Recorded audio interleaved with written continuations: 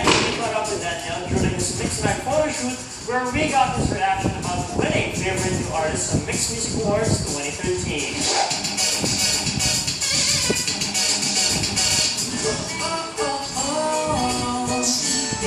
Sa'yo na ang lahat. Sa'yo na ang lahat. Kahit pagod, hindi sunod kasi namin sa mix. Lagi na lang ako nandun para sa kanila at nandito rin sila para sa akin. Kaya maraming salamat mix.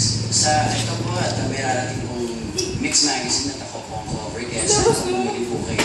And the Mix Music Award 2013 favorite new artist is... Who's it gonna be? Daniel Padilla! Nasa ano ako ng La Union. Nag-show ako sa La Union. Kaya hindi ako nag-text ako ng mga kaibigan.